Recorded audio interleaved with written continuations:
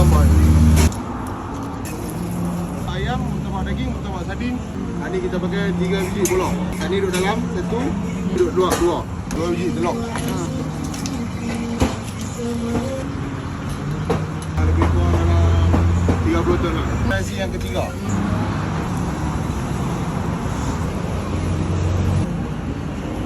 Okey, ni isi ayam dia.